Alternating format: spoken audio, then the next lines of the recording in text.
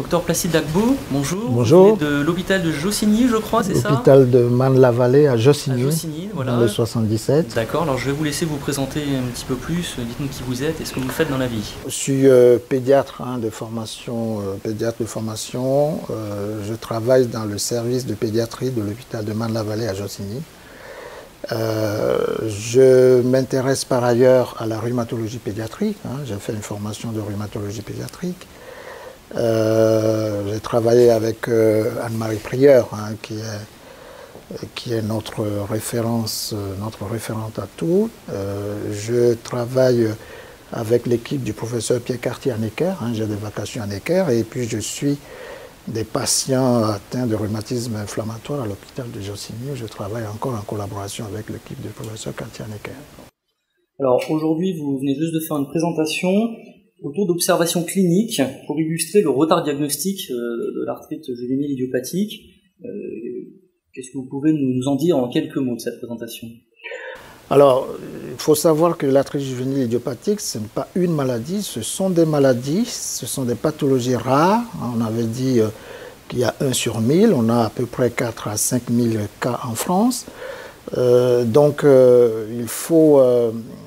Pour faire le diagnostic, il faut connaître cette maladie, il faut être bien sensibilisé.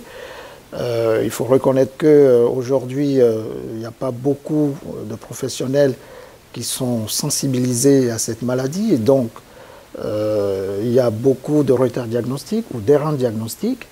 Donc, j'ai présenté là tout à l'heure 2 observations pour illustrer ce qu'on peut avoir comme difficultés liées à ces retards diagnostiques ou ces erreurs diagnostiques.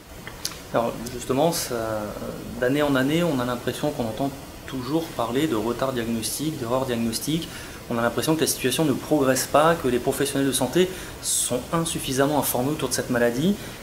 Est-ce que vous, aujourd'hui, vous auriez peut-être des solutions à proposer pour mieux informer les professionnels de santé? Est-ce qu'il y a des choses qui sont faisables? Ça ne peut que passer par la formation. Ça ne peut que passer par la formation, ça ne peut que passer par l'intégration de cette spécialité dans la formation initiale des jeunes.